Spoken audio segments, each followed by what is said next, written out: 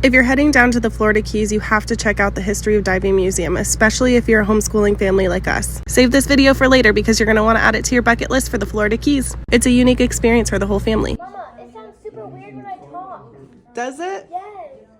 The tour is self-guided, and you can start in this room before you enter the museum to watch a short video on the history of diving. Once you're finished here, you can enter the museum through one of these submarine doors. This was a really neat touch, and Kyla wanted all of us to open it together. Then you step inside the museum, and it's like you're entering a whole new world. The museum has a ton of interactive portions for kids, and even we tried them, so fun for the whole family. The museum gives you a deep dive, no pun intended, of the history of diving from the very beginning in chronological order. So walking through the museum is like walking through time. You get to see all the gear they've used and created over time for diving. Test your strength by pulling this huge diving mask down into the water. Kyla was determined to get it all the way to the bottom, but honestly, I don't think it goes that far. And she even dared us to give it a try. It's a lot harder than it looks. We spent a solid 10 minutes trying to get this thing all the way to the bottom and testing our strength. At one point, her and Adam were even testing it, and they were inspecting if it could go all the way to the bottom. But I really appreciate that they have all these interactive pieces because it makes it really fun for the kids. And if you're a homeschool family like us, you know we're always looking for different ways to learn and have fun. Kyla joked that some of these masks reminded her of Minions, and honestly, I couldn't disagree. This museum also features trinkets and treasures you can explore that they found in the ocean.